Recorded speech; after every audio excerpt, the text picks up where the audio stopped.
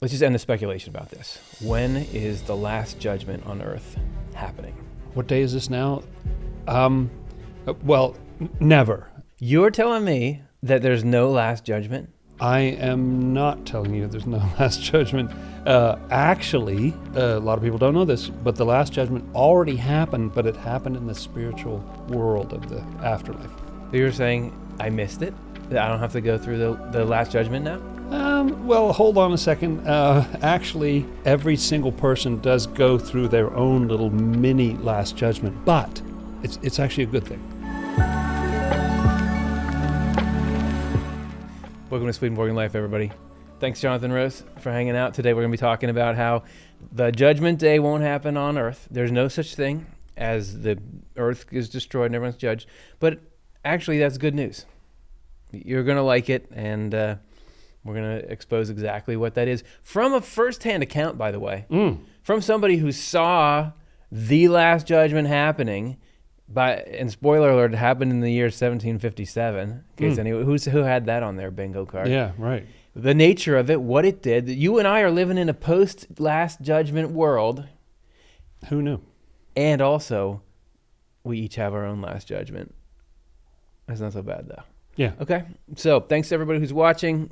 Become a member. If you're not already, hit that join button that supports this programming. We're a not-for-profit. We need you to do that to help us do what we do. Where did this idea come from? There's so many people walking around the face of the earth who think, all right, yeah, it's, we're living and I've got my life, but pretty soon we're out of here. It's sort of an attractive idea. It's been around for ages. I think there's something, when life is going really, really badly, there's something almost attractive, even if it's cataclysmic, the idea that just we're going to wipe the whole thing out and start again, and so, okay, we don't have to sort of continue this existence we're in now. It's the whole thing's going to go down. And yet people have been saying that, and they've been saying it a lot since like 1850, and it keeps not happening.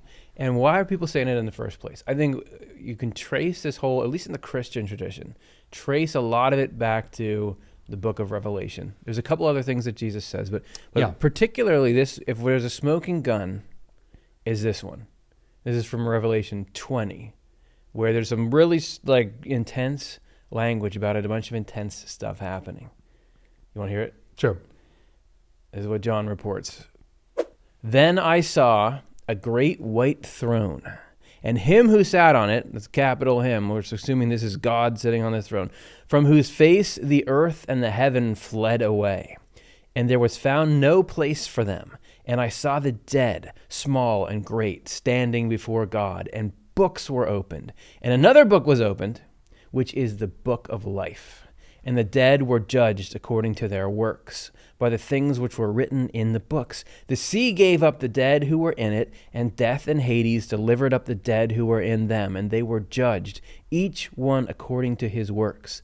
Then death and Hades were cast into the lake of fire. This is the second death. And anyone not found written in the book of life was cast into the lake of fire.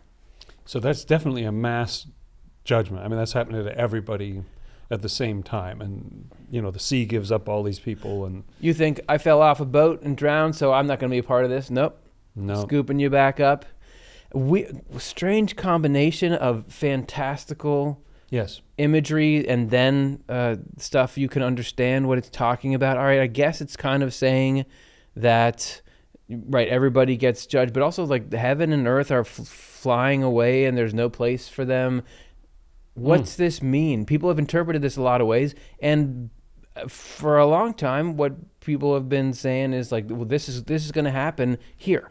Right now it's 2024 as of the taping of this. Maybe it'll be in 2025. Like you could be in San Diego and look up and see, oh, this is happening right now. It's happening. Yeah.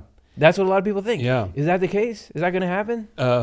No. And there are a number of different interpretations of the book of Revelation, but most of them seem to center on what happens in the physical world. Like some people think it already happened in the time of Nero, that the book of Revelation was about stuff that went down way, way back when. in the first century. Yeah, it was just AD. some little guy named Nero way back in history. I don't even care what. Why dress it up in this language? Yeah. Like just say this is going to happen with Nero. Something that you don't care about. A million other things happen in history. Napoleon Bonaparte, all this stuff. There's that thing. Why does Jesus got to prophesy about that? Yeah. Yeah, and it's reminding me also of Matthew 25, where doesn't God sit on a throne and take all the people and divide the sheep from the goats? This idea, you got some people who treated other people well, and you got some people who didn't, and that also has this feeling of a mass that judgment. There's a song by Cake. Sheep go to heaven, goats go to hell. Come on, can we play that in the? Okay, no, we'll get a copyright strike. So this is what musical. Low bar these days. This is what Swedenborg reported seeing. Like one of the biggest news pieces that he came out with. And this is, if anyone's not familiar, welcome to our channel. Emanuel Swedenborg is this absolutely unprecedented phenomena in the history of the human race, where you have somebody who has just these long-running, super clearly reported depict or reports on what's going on with everything, including like who God is, why is the Bible like it is, where do we go after we die, and he's a scientist and an engineer. He's not a guru on a mountaintop or something. It's an interesting person to go through this. You're going to see how non-guru it is, because here he's talking about like the most intense event that ever happened. He's just like, okay, here, let me report this, field notes for this. In case you're wondering what the Last Judgment was like, this is it happening in the year 1757. This is from his book, Last Judgment, 45. Oh, he wrote a book called Last Judgment? Yeah, he sure did. I mean, you gotta merchandise that. What is it? Like, you take advantage. You were there and saw it. You might as well. Right. And this is, look at like why he gets to go and have these spiritual adventures. The why. For what purpose? To prevent people who think about the Last Judgment from having to wait for it forever. And this was back in 1757. They'd already been waiting. You think people, then had been waiting forever. What about us? Which will lead in time to an erosion of their trust in the things said in the literal meaning of the word about it. Which I would say is just gospel truth. I mean, in the sense that I think a lot of people have felt like, well, the four horsemen of the apocalypse is almost laughable, because like it never keeps not happening, and so it's sort of a joke. Yeah, and well, he says, and therefore to prevent many from losing their faith in the word, I have been allowed to see with my own eyes that the Last Judgment has already taken place. Yeah. So he got to peer through and see this, which is, I guess, what was going on with John in the Isle of Patmos. He was seeing a preview of this. Yeah, that's right. In a world above time and space, he sort of gets a preview of what's happening. And why does Swedenborg get to see that? Because the rest of us are going to sit here and look at this book that says this weird stuff about the lake of fire and the sea giving up their dead. And it's going to happen. And they're going to see the decades and the centuries tick by and say, this didn't happen. I'm throwing this away. I'm getting rid of Christianity. I don't care about Jesus Christ. And to Swedenborg, that would be a big mistake, because actually it's awesome what's in there, but you just got to understand what it really means. Yeah. And you got an odd mix in this world now, don't you? Where you have a bunch of people who feel like, oh, I know the Bible says a lot of weird stuff. It's just don't pay any attention to that. And then you've got a bunch of people who think there's literally going to be like a rapture, and everybody's hauled out of their shoes. Suddenly you're on the highway and you disappear out the top of your, convertible car or something. So there's an odd mix right now of these different views, but none of them really satisfy they don't check all the boxes. Like, why would the Bible say neither of those is contributing to human well-being. And to human regeneration, reformation, repentance, spiritual growth. It's not, we're missing the point. Okay, so that's why Swedenborg has these experiences. I have been allowed to, allowed to see with my own eyes, the Last Judgment has already taken place. And this is what it was like in the spiritual world, which this sounds very biblical. The evil have been cast into various hells. The good have been raised into heaven. And in this way, everything has been brought back into proper order, restoring the spiritual equilibrium between good and evil, between heaven and hell. Mm. Can you give, like, what's some background on that? Because if you're not familiar with Swedenborg's reports of what the spiritual world is like and what was going on in the time, what is this and why does it matter? Yeah, basically, he describes a world in which you have a heaven above and you have hell beneath, and then there's this area in between called the world of spirits, and that's sort of a clearinghouse where people go after they die, where you sort of figure out who you are or what's really your innermost essence and get rid of the other stuff that's extraneous, or if you were sort of putting on a show for people or something like that. So the show's over. Who are you really? If you think, everybody comes to their own honest self. And if you think that sounds arbitrary and far-fetched, look at your breakfast this morning. According to Swedenborg, the process of digestion, like of eating food, every living organism does this. Things come into it. There is a breaking down and a sorting process where it becomes apparent where these things belong or don't belong in the body. Yeah. This is the divine design. This is like how God does things. That's amazing. It's in everything. And so it happens on the grandest scale in heaven and hell, or in the afterlife, which is where people come into the afterlife. There's a heaven, which is like a human body where everyone wants to work together and do good things. And everybody needs to get figured out to, like, where do you belong in this heaven? What part of it are you? Or are you anti-heaven and you need to go out... Yeah, because the body doesn't have a use for you, Yeah. And so it's like whatever. It's like, well, we can't. We tried. We took it all the way through the large intestine or whatever. There's just no value here, So it gets cast off. And the thing, Jesus saved the world from total destruction in 1757. This was a crisis. It wasn't just like, well, I already said I was going to do the Last Judgment. Oh, I didn't do that already? Well, let me just, okay, it's 1757. By now, I better get around to it. The equilibrium was at risk.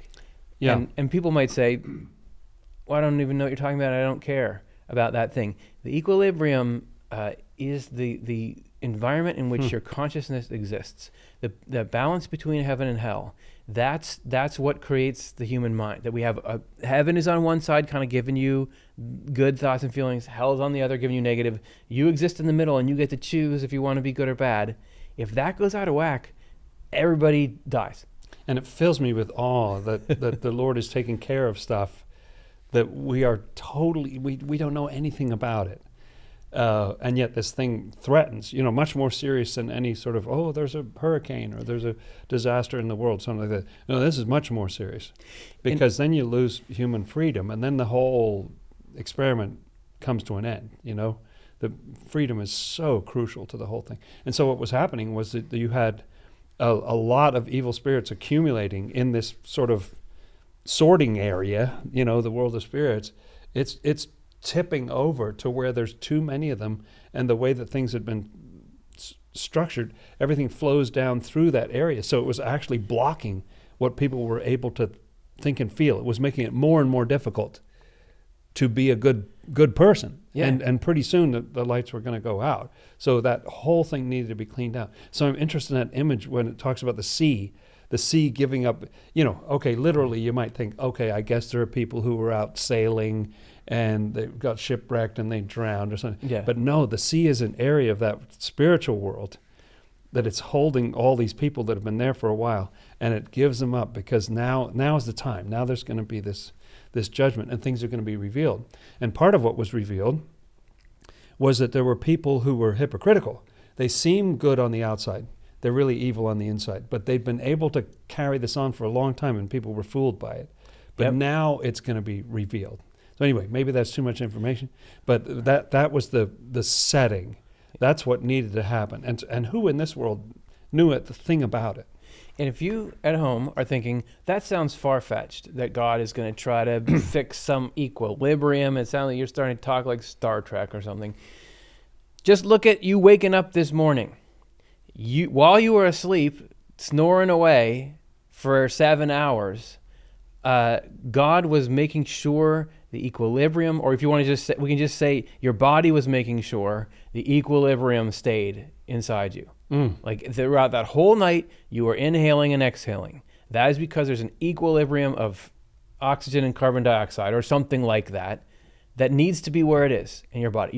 Your blood sugar has to be in equilibrium. There has to be everything. Your temperature needs to be in everything needs to be where it is. The Last Judgment is like, let's say you're holding your breath and holding your breath and holding your breath, and there is a buildup of carbon dioxide, and you're going to die from it. And when you, that's what the Last Judgment is. Like, we got to fix this now, or it's like a blocked artery or something. Like, this has got to be fixed right now, or the human race is going to die. That's what was going on. That's why you had this Last Judgment. Another analogy that occurs to me about sleep is psychologically that my father knew someone who had a disease that was hereditary where you lose the ability to sleep. You can't go to sleep.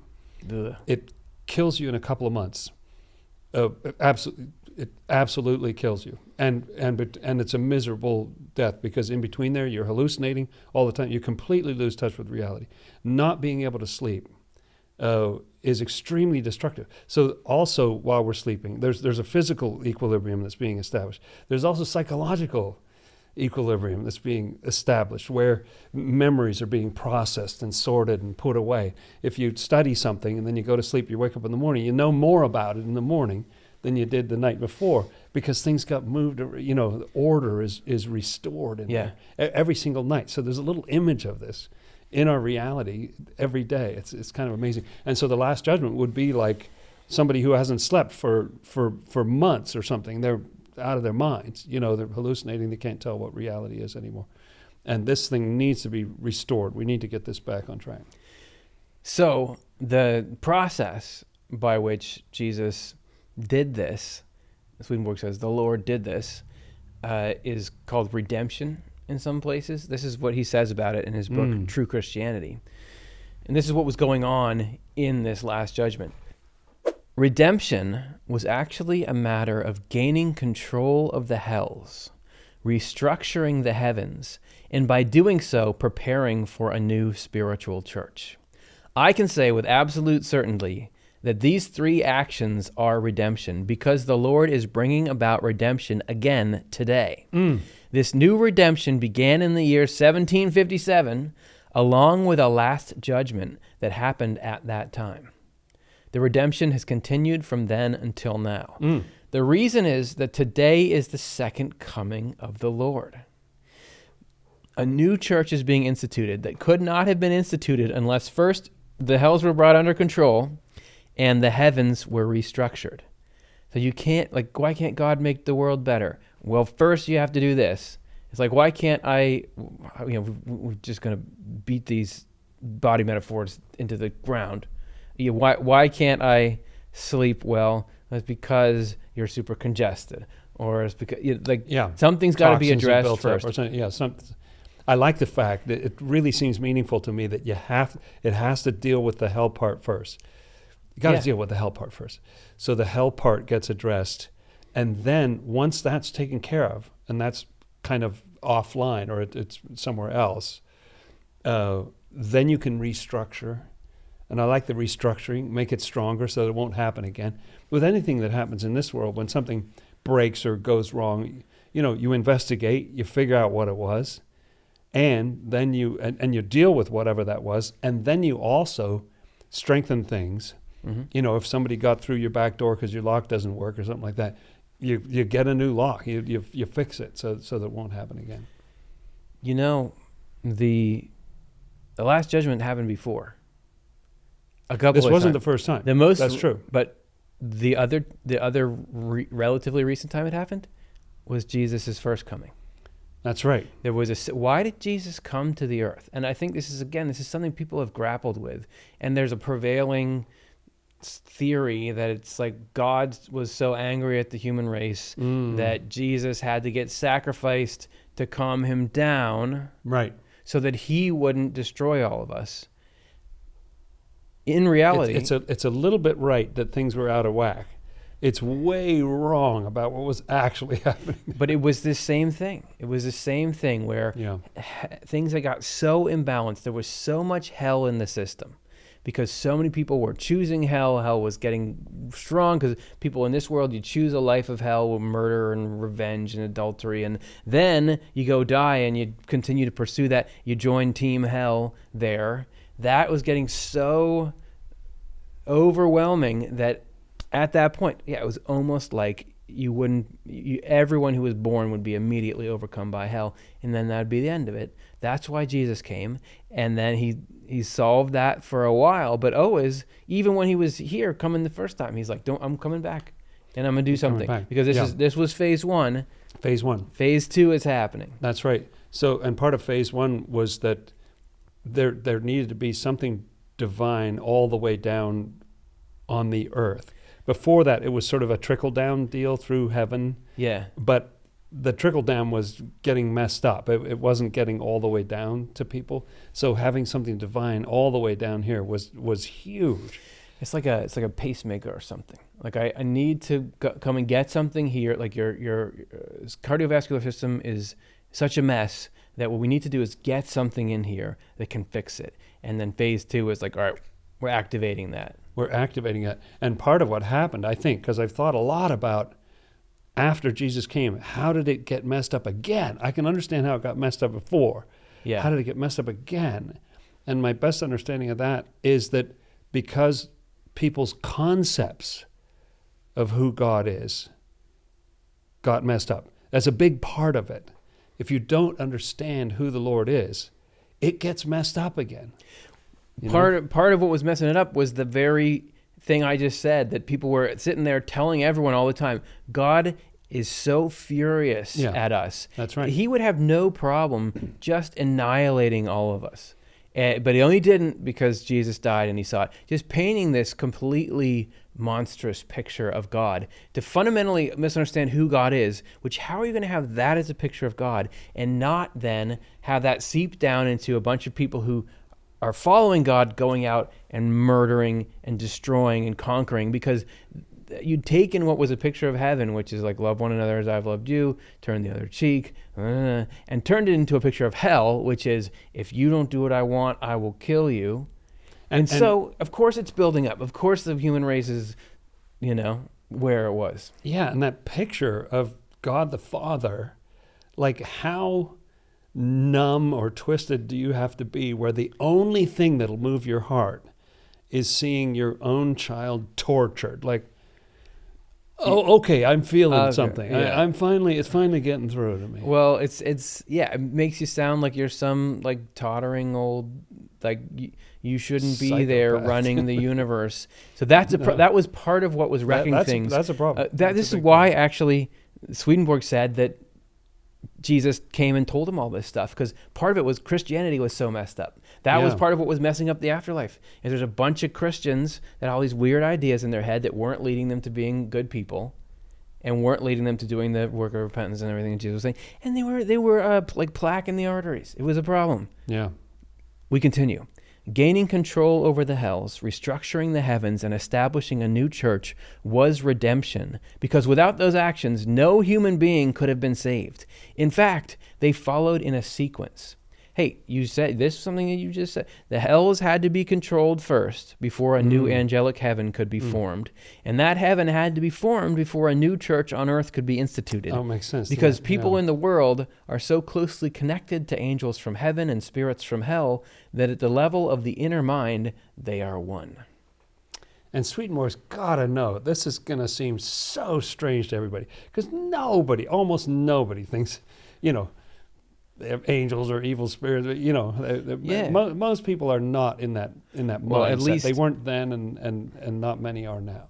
At least it doesn't sound strange now. That's like right. somebody who accidentally Now, clicked on this, normal to, or somebody who walked in. On they're talking about normal things. Look on at this those show. guys. They're cool. I would Right. invite them to be my friend somewhere. Though they aren't weird. You've got this incredibly dire situation where the only remedy is this major tear everything down, rebuild it, that was the last judgment. And yet, And Swedenborg says that happened in the spiritual world. And in the spiritual world, it was as dramatic as you can possibly imagine. He talked about like mountains being moved. Everything you see in the book of Revelation, the lakes of fire, all this sort of stuff. It's like literally true up there. Yeah, literally true up there. Stuff, I would say with the caveat that you have to understand people being thrown into the lake of fire, like it's saying there. There's a fundamental truth about heaven and hell, which is that nobody has to go to heaven. Nobody has to go to hell. It's your own heart that puts you somewhere. That's right. God is love itself. So anytime you see somebody who you're like, wow, that person, that was a really nice thing to do. I tried to hurt you, but you could have hurt me back, but you didn't. Anytime there's anything that's admirable, that's coming from God. Anytime you see like a parent who's like self-sacrificing for a child, that's coming out of God. God is love itself. That love does not just say, get out of here and I'm going to crush you. And like, you have to understand, God is always trying to keep people out of hell.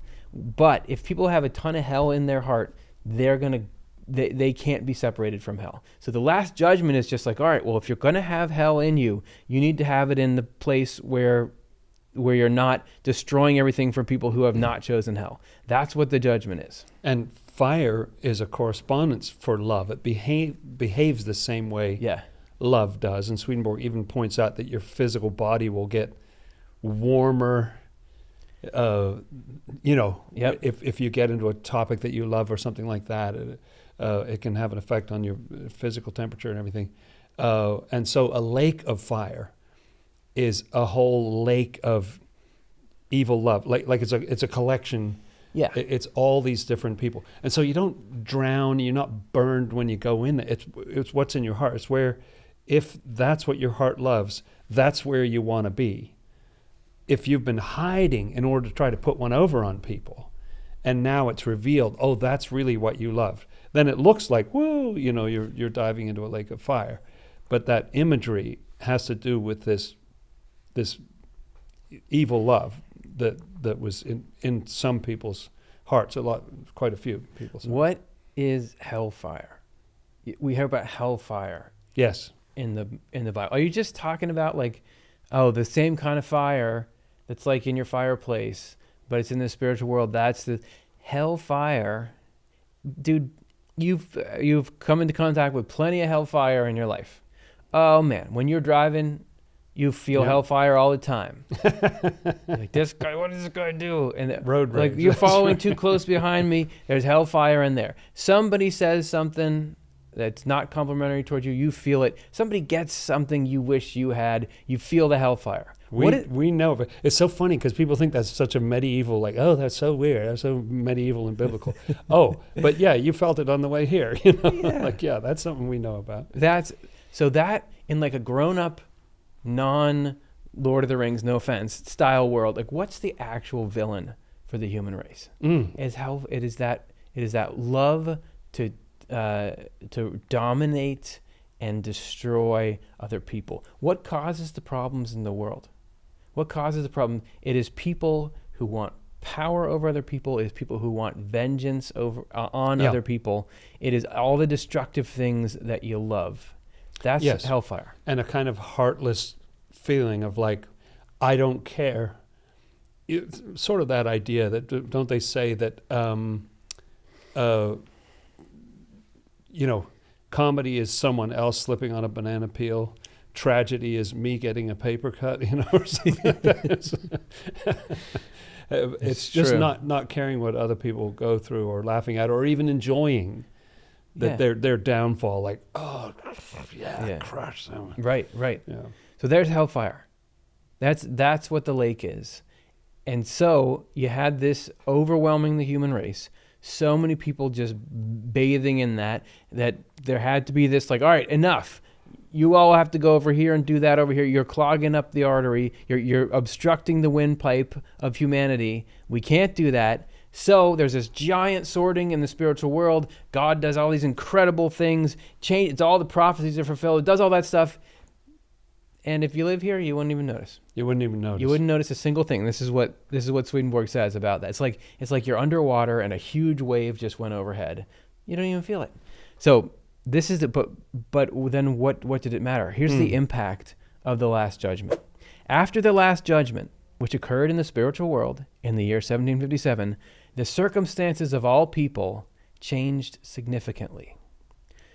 Newly arrived people are now no longer allowed, newly arrived meaning newly arrived in the afterlife. In the afterlife, right, okay, after they die. Are now no longer allowed to congregate in large groups the way they used to. That was that thing I was talking about. Yeah, there was whole accumulations, whole like gangs of these masses of these people. Like, so that right when you get into the spiritual world, there's all these now people. Now you get processed. Now instead, the nature of the spiritual world, the afterlife changed. Now instead there are pathways set aside for every type of love, whether good or evil. People who arrive from the world are immediately put on these pathways. They go along them to communities that correspond to their own loves. Evil people are drawn in the direction of communities that are in hell, and good people are drawn in the direction of communities that are in heaven. This new arrangement prevents people from forming artificial heavens for themselves, which is something that used to happen in the past.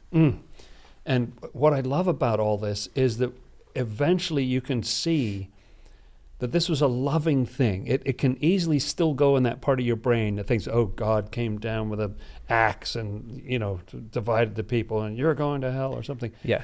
This was good for those people. I mean, it may not sound like it, but actually the best thing, don't you feel this? I certainly feel quite a lot. If you of two minds, it drives you crazy. If you got a part that sort of loves heaven and a part that loves hell, you're torn between these things. It can drive you nuts. I like the idea that at the end of our lives in this world, you really get boiled down to your essence and your one thing. You know who you are. You know what you're all about. And everything that's part of you is part of that thing. And so actually, for people who were just trying to deceive others and act like, oh, no, I'm a really good person, I'm really good. And they're really trying to manipulate people and commit various crimes and so on. No, it's better for you to be one thing and for it to be clear.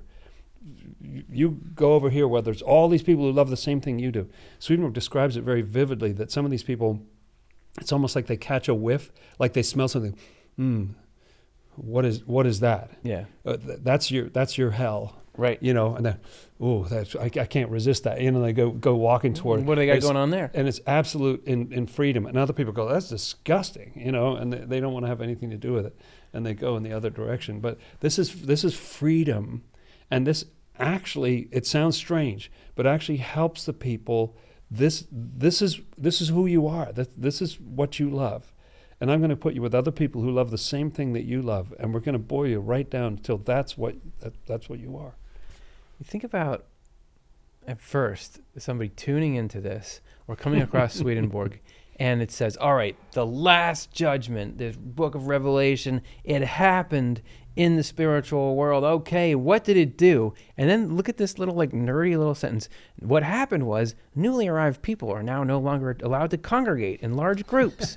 Now there's pathways, but it seems like it's like an administrative change. It's like a bureaucratic. Right. Wait, what is this? But that is the way that reality works. That is the way that reality works. If you think about what would Steven Spielberg make in a movie, it might be a big giant meteor hits and everything is. But if you look at what actually happens in the world, what's happening in your body right now, it's just all these little things are like, oh nope, this thing's got to move over here. These things have got to split. This has got to go over here. That's how you fix things. If there was let's say there was a high school, and in this high school there's problems with bullying and violence, and kids were they had these gangs, and it was just people were getting hurt, and it was just a miserable environment. What does change look like there? It would look like this. It'd be all right, nope, between periods, you're not allowed to go and gather. Everyone has to go right to their classes, and right when you get off the bus, you've got to go in this. That's what it would look like. No hanging out in the halls. Yeah, right. And no hanging out on the outside the school or something like that. I read an article about this. I don't know if this is political or so. Forget I ever said it, but there was I think El Salvador. It's like a South American country. I think it's El Salvador. I'm already displaying my ignorance, but there was this huge problem with incredibly violent gang activity. It was it was one of the the murder capital of the world almost. And just recently, they got a president, and he came in and was like, "All right, that's it. We're taking all the gang members and we're putting them in these giant prisons, and we're gonna." So, and like it was this administrative change, and now there's like a lower murder rate there than in the United States. And it's like, so I'm not saying all the details of that are good or whatever. That's an image of a judgment. It's like, that's all right, how a judgment everybody works. who's doing this goes here, and now like that's the way people try to change things. It's not like, it's like, all right, we're gonna shift these things. Yeah, that's right. Yeah, if you're gonna, it's a logistical level change. Yeah. So that has a massive effect. It's a bureaucrat like that. That's what is going on here. That's the way problems are actually attempted to be addressed effectively. It's never, what they say is like, oh yeah, if you go in and try to conquer with an army, conquering and then ruling are two different things. Like all these movements are like, we're going to take over and we're going to kill everyone. And then when they actually have to run the country, they're like, oh, we don't know how to do this. And then they fail, and then the opposite side takes over. Right. That's not how things are fixed. What they're fixed is through these like, all right, we've got this new system. Because everybody's got so messed up, we can't trust you to go. Now we're going to have it so when everyone comes into the spiritual world, you're going to go here, you're going to go there. It's like efficiency in an airport line or something. And look at this, how also, reading that, it's like neutral. People who are in heaven and people who are in hell, whatever. Everyone just goes to we're not saying anyone gets treated any worse than anyone. You just go to the thing you love. You just go to the thing you love. You're going to go right to it. Going to go right to it. If you love murder and revenge and adultery and stealing, you go join your people who love that stuff. Just like everyone who loves kindness and charity and benevolence and hard work, they go to the communities that they love. Everybody just does. It's the same. It's the same. We're not playing favorites. That's just how it is. That's what the Last Judgment did. And it's not outside of your freedom, because people are given every choice, with our own little Last Judgment that we go through. You're given every it's not like you're just sort of sentenced to that because you had a bad week or something. It's really according to your own freedom. What do you absolutely love more than anything else? Yeah, because that's what the Lord loves and preserves about everybody. It's all about freedom. So it's easy for thoughts of no freedom to sneak into this topic, and where God's just sort of moving the chess pieces around or something. But no, this is actually enhancing and bringing out who you really are, what you really love. And then go over here. I've got a whole world for you over here where there are other people who love that. So then here's the impact in the physical world. Here's how all of us feel after this has happened in the spiritual world. This is from Last Judgment 73. The state of the world from now on will be very much the same as it has been up to the present. This is because the immense change that has taken place in the spiritual world does not impose any change on the earthly world with respect to its outward form. So no new mountain ranges, nothing like that. And no new, not necessarily a new sort of political structure or whatever it might be. As for the state of the church, though, this is what will not be the same from now on. It will be similar in outward appearance, but different with respect to what lies within. Outwardly, the churches will continue to be divided as they have in the past. Each will continue to put forth its own body of teaching as it has in the past, and the religions among non-Christians will continue to be much the same as they have been. However, from now on, the people in the church will have greater freedom of thought concerning matters of faith and concerning spiritual things that have to do with heaven, because their spiritual freedom has been restored. That is awesome, I have to say. Just having the freedom to think good things, or to have good feelings, or to desire to have compassion or something, having that option instead of just kind of inevitably going into nastiness and hatred or something. Anybody would, obviously, the world in 1757 and the world today are pretty much exactly the same. Wouldn't you say? Like no big shifts. It's pretty much all that. You look at, has there ever been, a 250-year period with as much change in it? It's staggering. As has been from then till now. He doesn't predict the future in these, but you would think if this is really what's going on, that change we see, I think everything from the way people run governments to social stuff to even to technology, I would think a new kind of freedom of thought that before everybody's mind was pretty much restricted and tamped down by the state of the spiritual world, and then it's unleashed, and it unleashes this like explosion of human creativity and change and all that. That could be that we're living in the world, the post Last Judgment world. We're all seeing those changes. We just don't know why it happened. That's where my head went too, of just thinking about, where did these inventions come from? Somebody lies down and has a dream and they see the shape of the benzene ring or whatever. People making chemistry discoveries and inventions. Where somebody sees, I imagine it comes from nature. Some of these where you see something, and then you think, oh, well, Velcro, or something, and then the Velcro's had a huge impact on things. But those ideas come from made it so I could wear shoes again. A spiritual. Like I couldn't. How do you under that thing? Yeah. Well, what is that? How do people do that? Yeah, people spend time on that every day. It's incredible. When you just, it's so easy now. And so that's from the spiritual world right there. Makes your shoe moment of your day easier.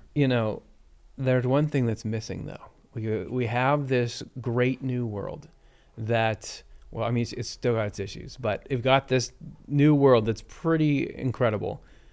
There's something missing from it. I believe that there was meant to be a critical piece of the new world that has not been, people have not uptaken, people have not grabbed onto yet. This is what Swedenborg says. It is because spiritual freedom has been restored to us that now the spiritual meaning of the word has been disclosed and its inner divine truths unveiled. In our former state, we would not have understood the spiritual meaning, and anyone who did understand it would have profaned it. Wow. So the timing is amazing. I've been thinking in the course of talking about this with you that the timing is amazing because Swedenborg gets prepared, and then he's writing Secrets of Heaven and publishing that, all of which he did before 1757. So he's doing this big work, and he's already having these spiritual experiences.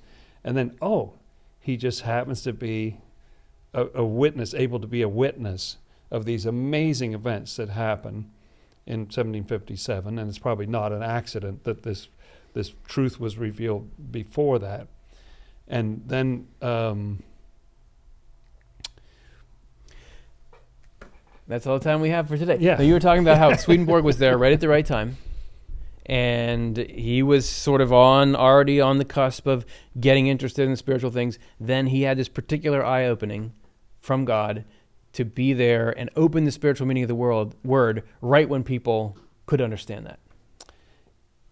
Yes, and therefore the revealing of stuff about the Bible was a crucial piece of this, because he just said, even though he wrote all that stuff about the Bible in Secrets of Heaven, he just said, you're not really going to get this until we get the world of spirits cleared out.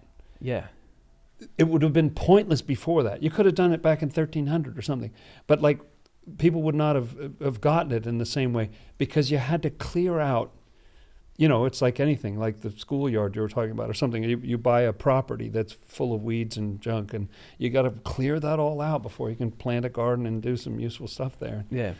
I think what God did through Swedenborg was meant to be, this is the start of religion 2.0. Yeah. Or 3.0, however you want to count it. This is the next version. This is the next one. Of religion. That you have the world that has entered this new phase of like a democracy or human rights, technology, learning. Everyone in the world now has access to all the knowledge in the world that's ever been.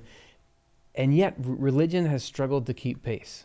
Yes, it has. Christianity has struggled to keep pace. It's like it's feeling outdated. The concepts, even the morality in it, feels outdated. It struggles to find it. And this is why you've seen such a decline, I think, at least through the West of it. The intent was, God showed Swedenborg, okay, now we're ready. We got this new mind emerging. Here's how the truth about the word is. And it was supposed to be that was going to be the new, brand, shiny new Christianity that could get or just part of even it. religion, that people, the modern person could see and be like, oh, this makes sense. Now I get what the Bible is. Now it can all work together. But people have sort of ignored that. Nobody listened to Swedenborg when he was saying it. So that's why you see this big clash between science and religion, and between really even like between left and right and everything. It's like we didn't take it up. We're supposed to, though. Yeah. So we have the cell phone. We left the other part on the table, which was an understanding of the Bible. But that was supposed to go with it. This was supposed to be a package deal, and still can be. Hey, if you like this content, did you know that you could be getting more of it? Every episode, after we're done filming, the guest and I hang out for a candid discussion about everything we didn't talk about in the video. All you got to do to access it is click that join button, become a member, support the channel, and you get some of the coolest insights that have kind of bubbled up throughout the episode that we didn't have a spot for as a thank you. So click the join button, become a member, and see what you've been missing. So there's not going to be a judgment day on earth, because you don't need that. You don't need that to happen, because that's not where the problem is. That's not where the problem is. That's so true. You need to have it in the spiritual world. Seems like there's a lot of problems down here, but yeah, our problem is not a sort of material problem. It's about thoughts and feelings, and those happen in the spiritual. Well, that would be what they call treating the symptoms rather than treating the root cause. Yeah, that's like, right. Oh, your stomach hurts, just take some Advil. That's not a solution. No. Last judgment had to happen at the root of the problems, which is all this. So there's big things, big change and clearing. We got this new world, this new consciousness now from it. We want to catch up a bit in our understanding of God and religion. Okay, so we're all there. However, there's another side to this last judgment thing, which is that there's billions of last judgments that happen and have happened all the time. And will continue to happen. Each of us has got a last judgment heading our way. Which sounds ominous, but actually it's good. Last judgment is good. That's what we're going to try to assert here. And even in the Bible, you see there's some quote to the effect that it is appointed to man once to die and then the judgment. There's an idea, even in the literal meaning of the Bible, that judgment follows your individual death. This is part of the setup, that we will die and then there will be a judgment. Yeah. And you say, don't judge me. Actually do judge me, because just like you would say, like, oh yeah, if you an X-ray is a judge, because the X-ray is looking and saying, oh, this thing should be in you, this thing shouldn't be in you. CAT scan. This is, you don't want to be judged.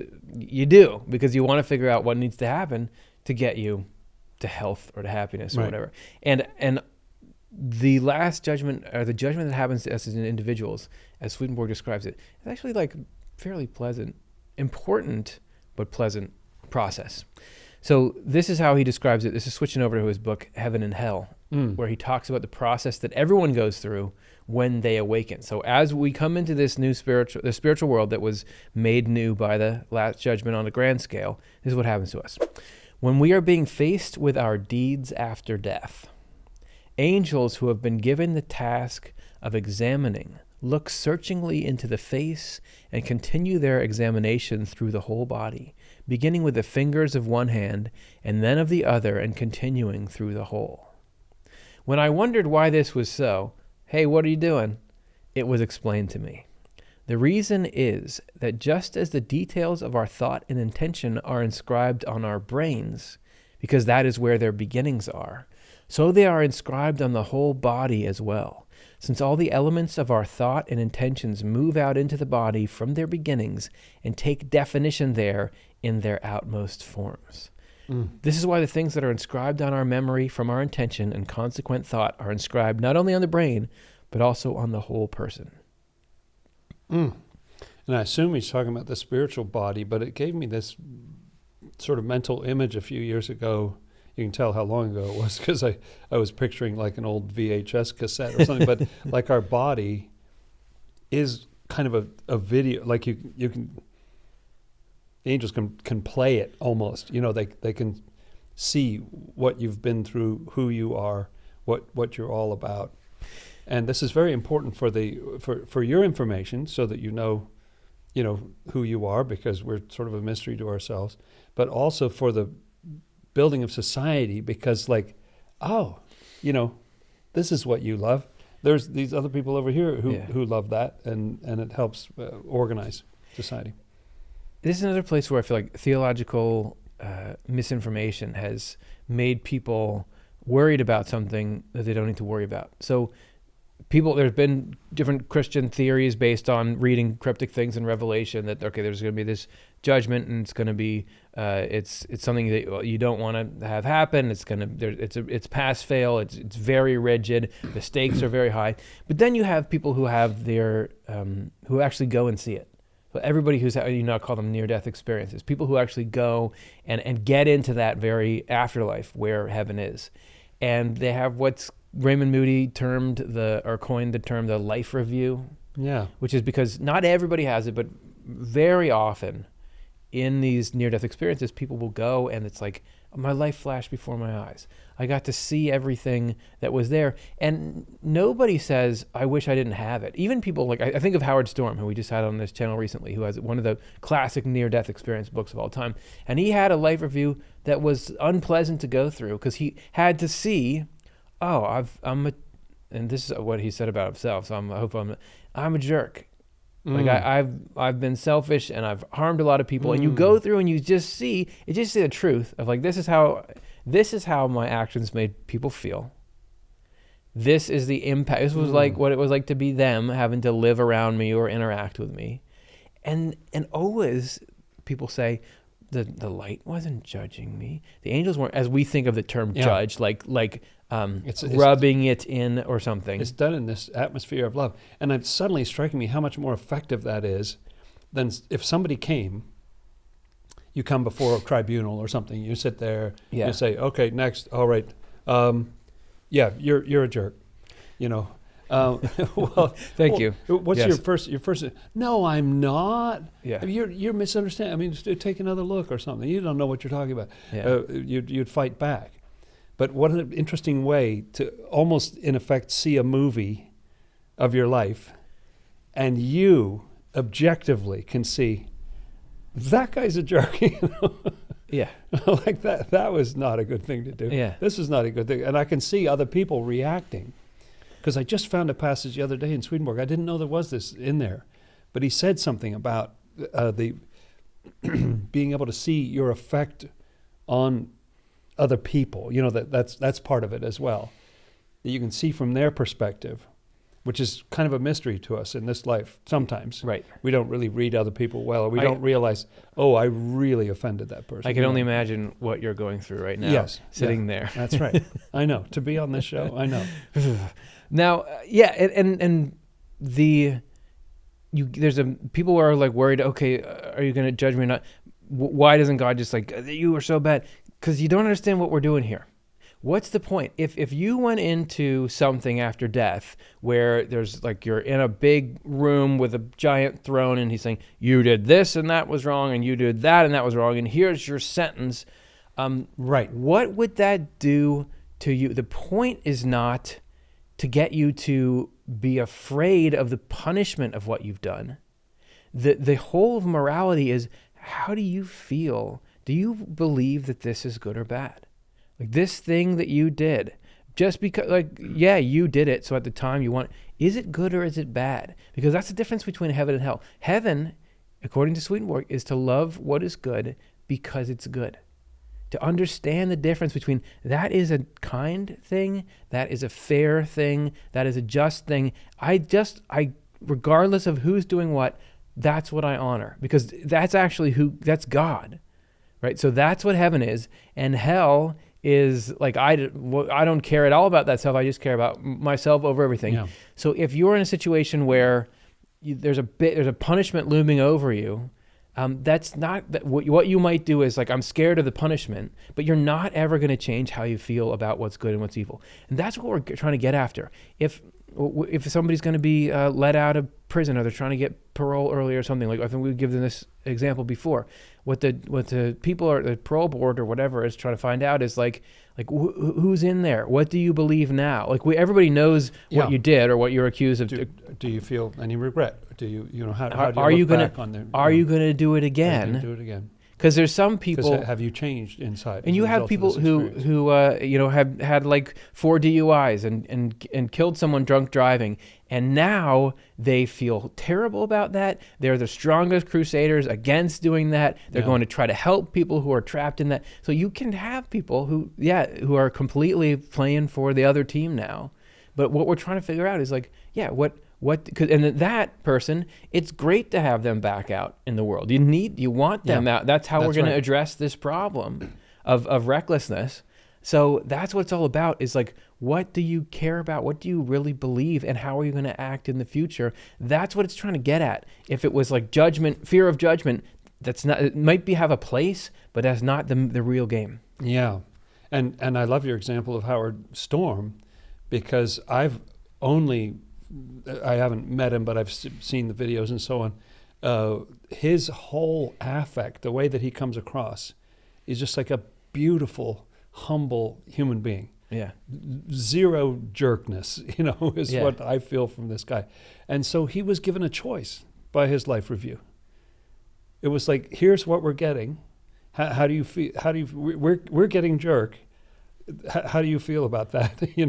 Yeah. And he's kind of taken aback, and he makes a different choice. So it's for our benefit. All these things are for our benefit, to give us a choice, because we're often kind of blind and stupid. We don't know what we're doing, We're trying or whatever, but so to have something just tell you in a way that you get it yourself. Nobody has to tell you. You see, I've been being a jerk. Daniel Brinkley was similar. There's a bunch of. I was just thinking about Daniel Brinkley. He was a terrible guy. He would violent. He would fight people all the time. Yeah. And he had to relive all that, and came to loathe himself, which is good, because I don't want you to come and attack me and then you go along. I don't want you. You have to go through that process in a much different way. Swedenborg went through that process. Completely changed the way that he was. And then he had a second near-death experience, and he got to see the awful part again and how it improved after that in his second life review. Yeah.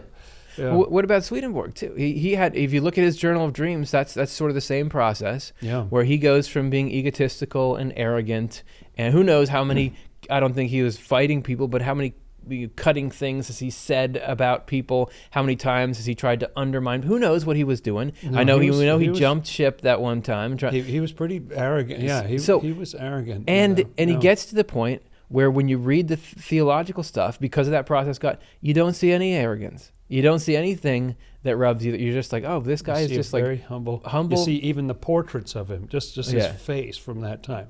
He's like, he just sorry. Yeah, right. But it's not coincidental.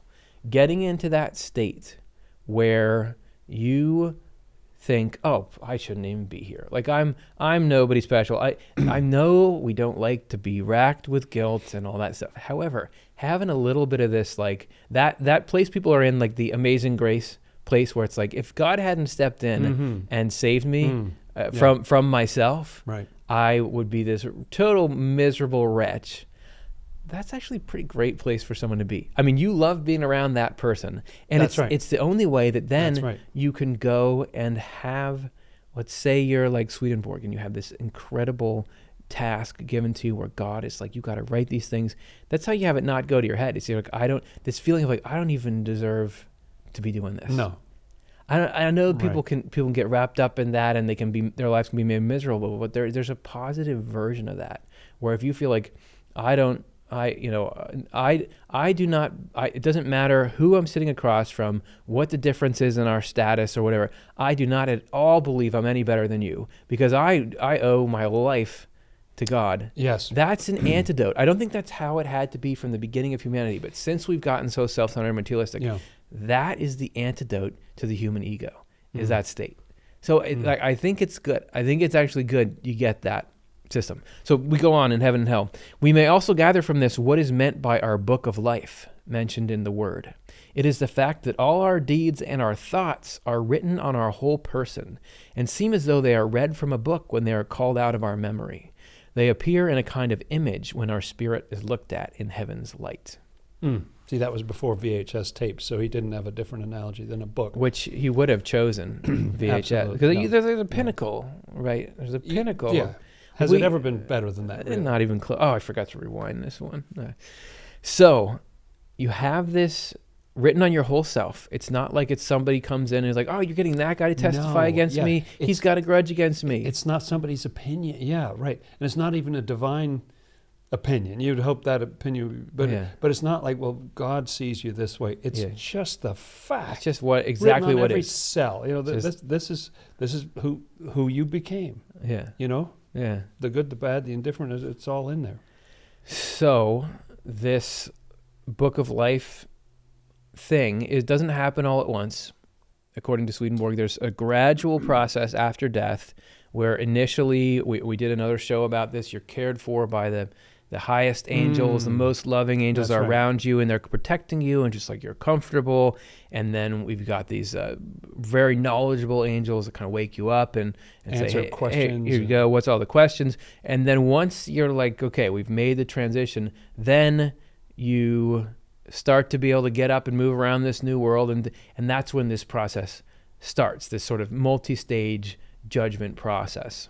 Yes, that's right. It can take a while. It can take even years, Swedenborg says. Yeah. But you can divide it into three main states. There's three states of judgment. This is how he puts it. There are three states that we pass through after death before we arrive in either heaven or hell.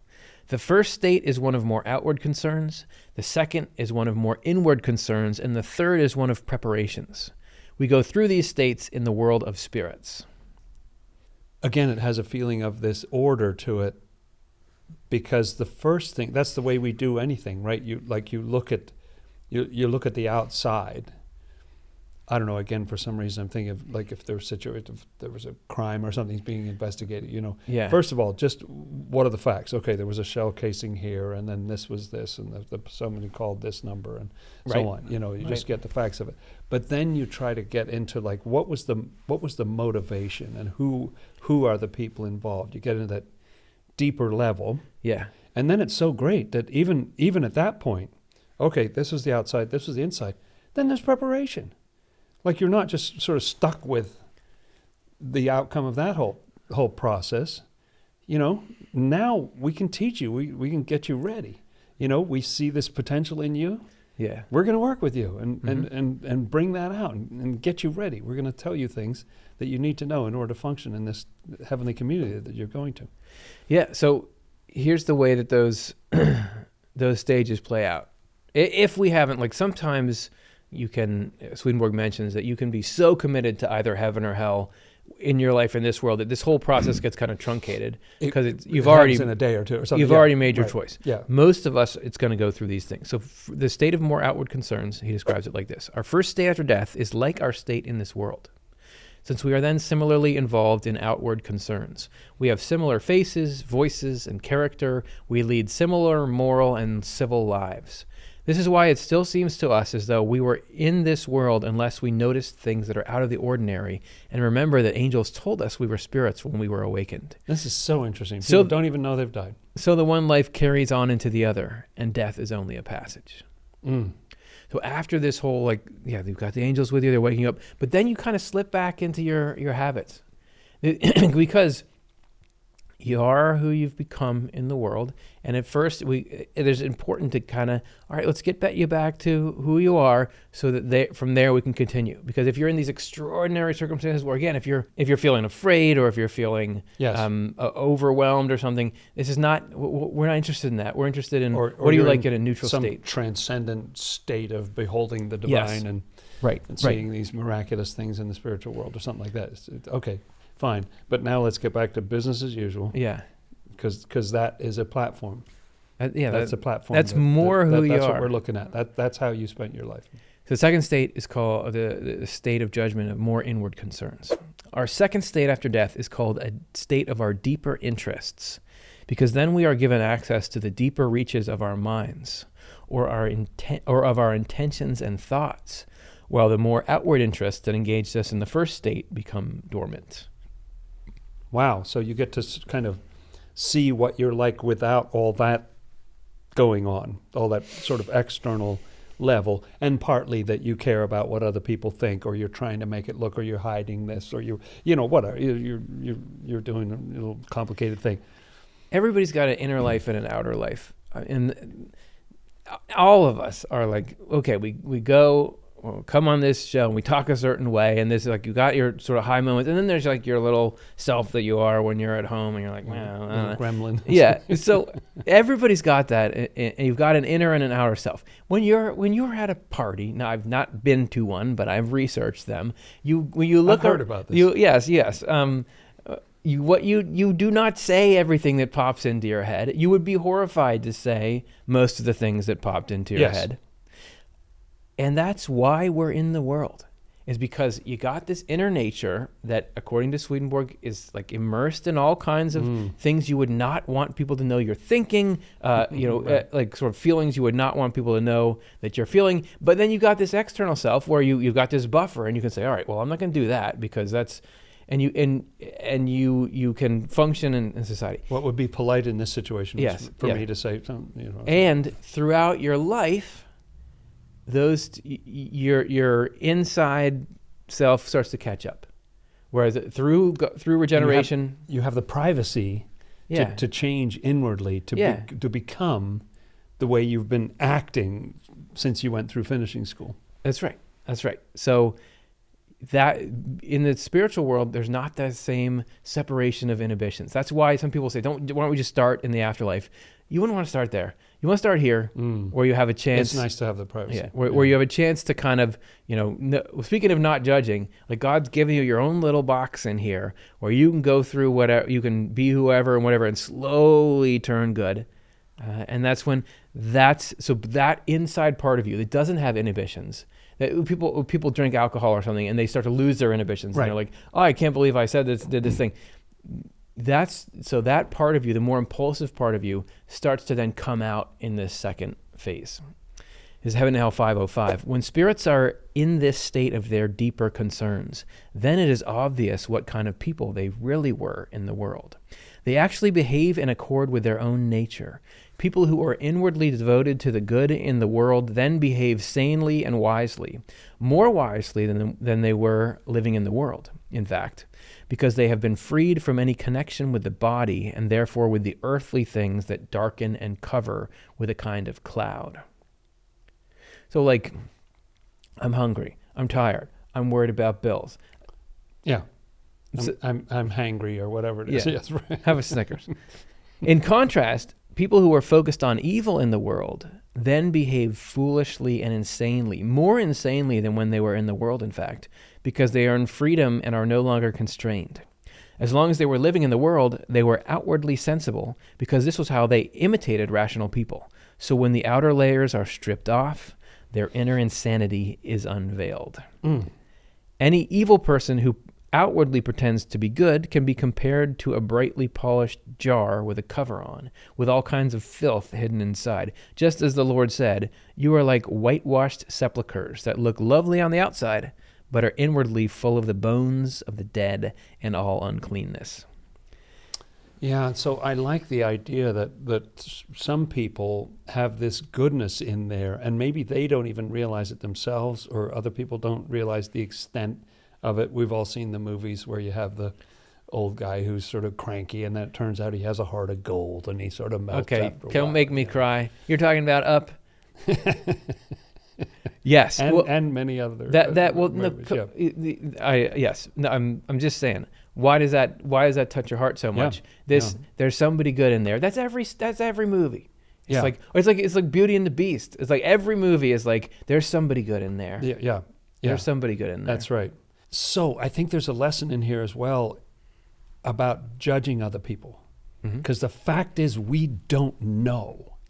It says in the book of Revelation that only the Lamb was able to remove the seals. There was these 7 seals, but only the Lamb could remove them. And Swedenborg says that means that only the Lord can judge what people are like inside. We don't know, because sometimes we have something inside that's not good and we look great on the outside. Sometimes we've got something really beautiful in there, Yeah. but we don't look like much to write home about on the outside. Wait, why are you bringing that up? No offense, but Yeah. I mean, I hear your point. yeah, you know what I'm saying. So it's important not to, we have to make certain sort of judgments, as we've talked about before on the show, but not to decide who's really for Jesus or who isn't, whatever, like who's really good on the inside. That's a great point, because you know what never happens in even the last judgment process? Nobody ever judges you. That's right. In the You sense, go through the whole process. the sense of what we generally mean by judgment is somebody else who's not you and does it saying, Yeah. I am assessing and placing, I am defining what you are. Yeah. And nobody wants that to happen to them. But that never, not even, it's like, I was brought, we are brought before the wisest of angels, who then pronounces what they do is they just look and say, well, what's actually there? And they don't even then say something. Even God is not doing that. He's just saying, here's exactly what there is. So this is probably why people have such an aversion to judgment.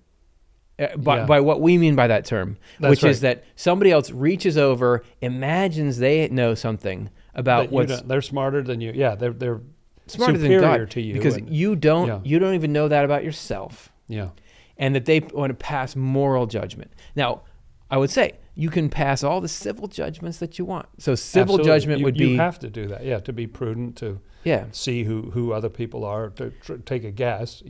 Who's likely to be a good person, who's likely to be a bad person in your life. I pass a civil. I see my phone ring and it's a number I don't recognize. I pass a judgment that I don't want to talk to that person because I don't think I trust them. I don't know. There's somebody I don't want to invite this person to Thanksgiving because I think they're going to do this thing that's going to be upsetting.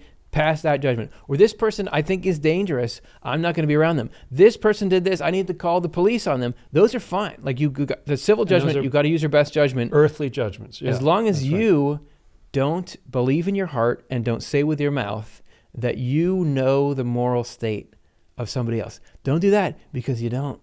You don't know that. And that's people who say that are going to hell. That is true. And God never even does that. That's what that brought up for me. Yeah, God never even does that. I like that. I'm telling you. So you got the second state where people get led into their inhibitions are lowered, who you really are, the mask slips. The mask comes off. The masks. That's right. But for good or ill. Yes. Like it may be good news, maybe not good news, but that's what it is. But there's a point to it. Some people say, well, you don't judge me because you're just doing it to be. There's a point. There's a point that is beneficial to you in every part of this. This, and you see the next step is like, okay, so now that you've seen that, do you want to rethink anything? So this is in Heaven and Hell 506. Once people like this are in the second state, they are let back into the state of their more outward concerns for brief periods of time. Then they retain a memory of how they behaved when they were in the state of their more inward concerns. So it's like, okay, like we relax that a little bit. How do you feel about now that you're sort of back to your self? How do you feel about that? Some of them are embarrassed and admit that they were insane. There's people who have a sort of a negative experience, like people who are inwardly who are being evil. crazy in that time. Yeah. Some of them are not embarrassed at all. Some of them resent the fact that they are not allowed to be in the state of their more outward concerns all the time. But they are shown what they would be like if they were constantly in this state. They would be constantly trying to do the same things covertly, misleading people of simple heart and faith with simulations of goodness, honesty, and fairness. They would destroy themselves completely because eventually their outer natures would be ablaze with the same fire as their inner natures, and this would consume their whole life. There it is. This is a process that's good for everybody. It's good for people to go through this. So this is in the case of somebody who, in their heart, has got in their inner consciousness box, harboring thoughts and desires and intentions they would not want the rest of the world to know about. Yeah.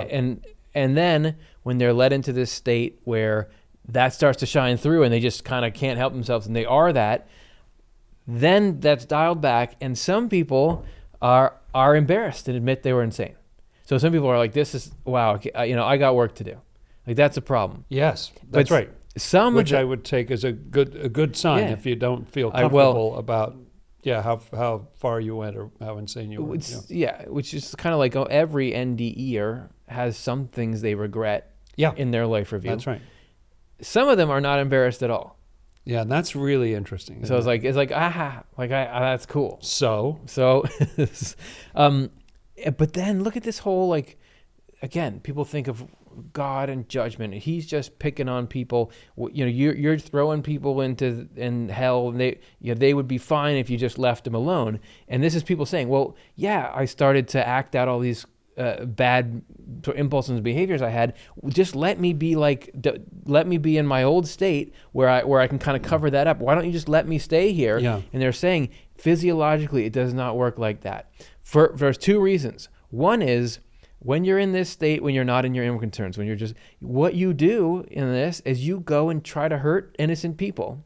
Because you still have that motivation. Because you still have that motivation. And we can't do that. We cannot agree to put them in harm's way just so you can have what you want. You shouldn't have chose this insanity. Second of all, even if we said, okay, forget them, we'll let the universe revolve around you so you can go do all these negative things to them, you would be destroying yourself. It's because that be thing corrosive for you. You have this problem. That stuff is from hell. It's burning inside you. If you continue to feed that and there's no stops put on that, it will infect your entire cell. You'll destroy your own ability to be a human being. You think we're doing this? You think I wouldn't rather be somewhere else right now? We think we're doing this? This is for you. This is for you. You think we care about judging it? We're trying to save your life. And it seems a little bit, I don't know anything about digestion, and that'll become clear in a second. Everyone? But there's something about the stomach that I understand that the stomach has an unbelievable level of acidity in it compared to other parts. Occasionally that leaks out and that causes all sorts of problems. But the acid level is incredible. And it's like that acid is sort of like, what are you really made of? It's like this intense... is trying to find out, are you a protein? Are you, what are you? And, and it's this intense process.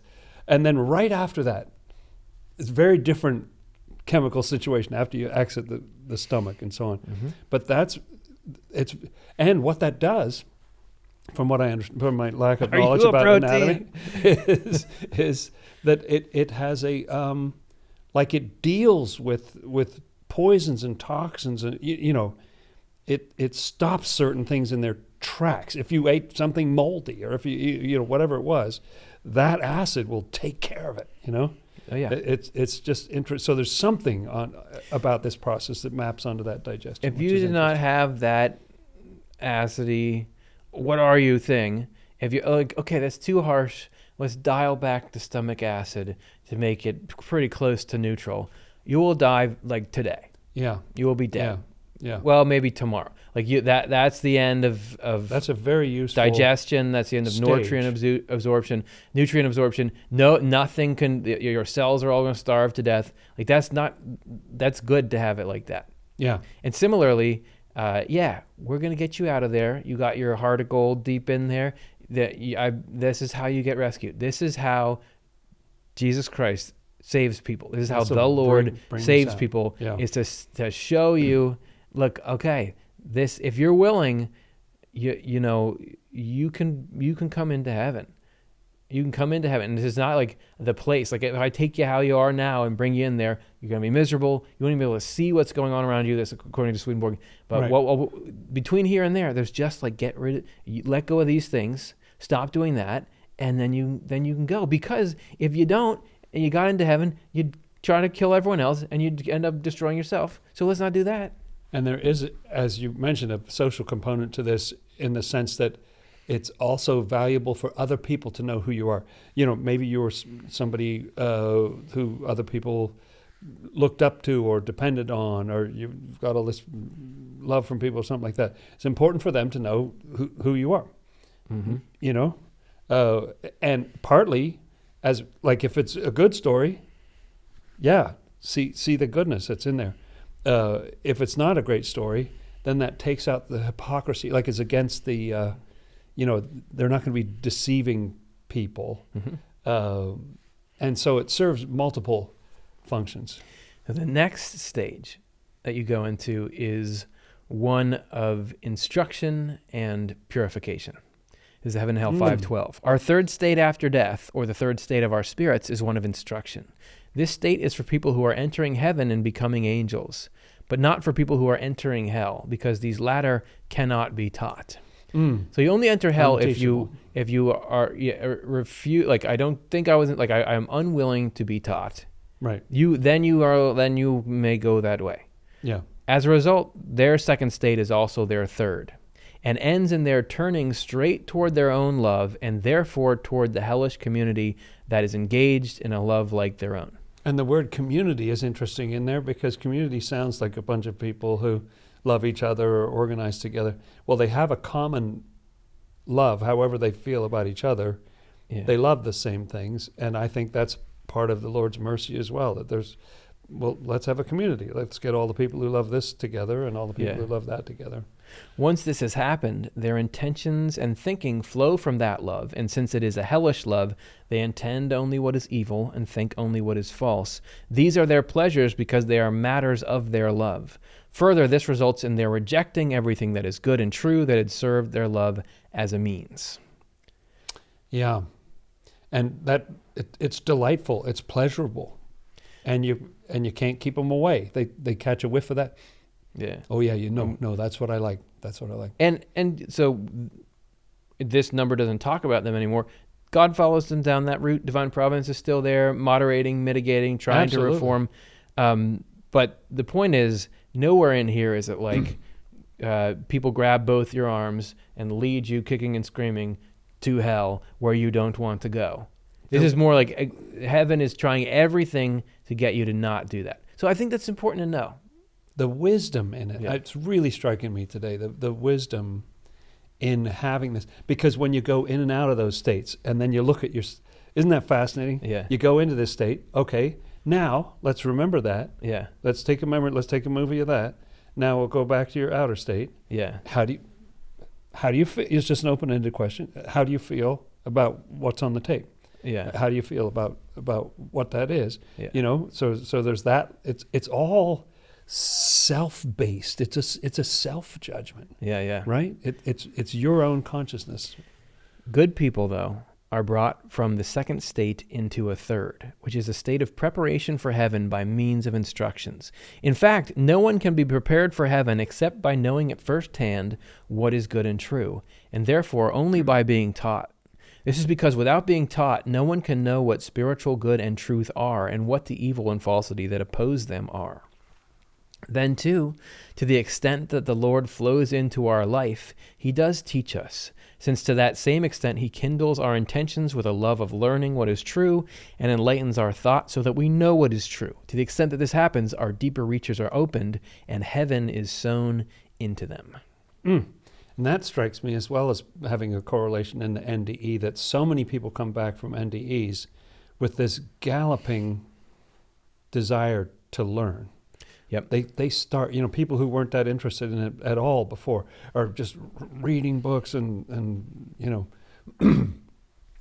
gathering up information just as they realize the value of it. So it kindled. I like that thought that it just can. Again, it's internal. It's within you. So the Lord's work is not a judge from the outside that's throwing you this way or that, but just if you're ready, I'll kindle a love of learning in you. And I think of how exciting, to me, I don't know. I love the whole education thing or whatever. I'm a bit of a nerd that way. But the idea of learning, like what those schools are like, those schools for life, what that instruction is like. Well, how sweet. Because we're stumbling along in this world and just sort of, I don't know what I should be doing. Am I doing the right thing? I don't know. Should I stop this? Should I do that? And then to have instruction, and because you desire it, there's another thing that's absolutely wasted on people who don't want to be there or don't want to learn. So if people are in such a condition that they're not teachable, okay, why don't you skip to the good part and go get to do your thing now? But for people who want to learn, they're just drinking it in. That must be just fun to see that. I want to go there, and I'm not even a nerd. I'm super cool. Yes, that's right. You are. That's the big difference between us. They've really lowered their standards on what cool is. But because think about school where they can just tell you what's good and what's bad. Look at the world. Is there any consensus on that? Everything is so confusing. Yeah. And you have well-intentioned people who are completely at odds over what's actually good and what's actually bad. Absolutely true. I don't know for my little self in my own life. I don't even know, how do I deal with this spiritual issue I'm challenged with? Do I just try to totally ignore it? Do I sometimes, I don't know. It head on. Wait, do you battle it head on? Do you try to, I don't know. I don't know what to do. I don't know what to do. I want to go and I want to sit in a room where there's somebody at the front who is I don't know anything compared to them, and they know and I just want to hear it, and I want to go and do it. I want to, how do I study for how do I get out? I want to do that. And the idea that the whole human race can get taught like that, I would do that. That is super cool. That is very cool. And the word purification, too, that you brought up before is so important, because if you see things that you don't like in that part of that review and everything like that, well, they've got a remedy. If you're at all willing, the human body, everything you eat, it would like to absorb it if it possibly can. It'll put it to use somewhere. Yep. There's some vitamin or element or substance or something in there that'll be useful to it. Yeah.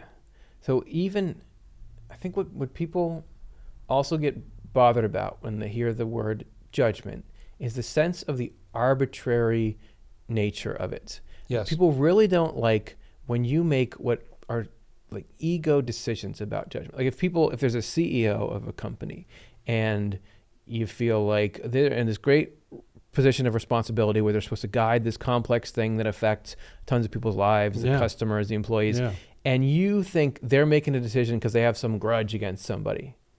Nobody is like, that's great. I admire that. You don't like the arbitrary, and so many times people assign that to God, that God's got an attitude, he's got a grudge, he's got a big ego, or whatever. He can't control his emotions, and so that's why he does these things.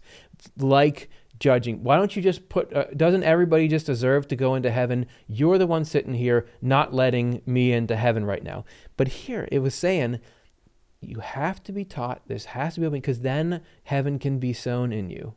It's just like there's the last judgment of the whole spiritual world. What happens after that? Well, now we have this system where people go to, it's just like, why can't I run 10 miles right now? Your muscles aren't big enough. You don't you don't have enough energy. You can't do it. We have to fix you up in order to do that. That's what it is for heaven. It's not. We can get into a whole nother discussion about whether God should just be able to subvert order and just arbitrarily do things, and whether or not it's good that God is order as well as love. Sure, I mean that's fine. But as far as everyone agrees the world is how it is. Everybody knows that we can't. If somebody cut a wire in this line here, there's no way the sound can get through. No way anybody can hear it. That's how it is. Is that because it all revolves around the freedom of a human being. And God wants to bring you into heaven. There's nothing that I want more. There's nothing that I wake up thinking about other than getting you into the deepest happiness of heaven. This is, Swedenborg says flat out that the universe was created for a heaven from the human race. That's what it all is. And the only reason I'm not is because you cannot survive in heaven right now with the kind of stuff you got going on. Yeah. So what I'm going to do is take you through the process that will allow heaven to start. And it can't just start all at once. Just think about the way that biology is. It has to be gentle, it has to be gradual, and it has to be things in its order. What it takes to have your organs form when you're growing in the womb. It has to be like one little cell, then another little cell. And if that process does not go exactly right, you end up with all kinds of complications. So it is here when God is saying, okay, I can do these things. We got to go through this process. You got to see the things you got to remove. So then if you were willing to, you have to be willing to learn, because then what I say to you, you will accept into your heart, because I can't get in there unless you let me. For better or worse, this is how I've made it. Yeah. That's what's going on. It's not God just like arms crossed. I don't really feel like letting you in because you didn't do what I wanted or something. Yeah. That's not what it is. Or I haven't had lunch yet. I haven't had lunch. I'm tired. I was on my yacht and something didn't work. You know? Right. That's not what it is. It's not arbitrary. I think that's what gets people upset about the whole religion thing. Is it's not arbitrary, and it's not there's this thing called HPPO,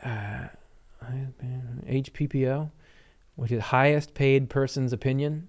Oh, yes. It's like you can run again with like a company, you can run it either based on like data and finding things out, or just HPPO, which is just like, I feel like this. Whoever's at the top, they just arbitrarily say, well, I've never liked that. Yeah, I don't really like that. I don't like that smell. I don't really like that. So God is not just like, well, this is my mood, or this is my...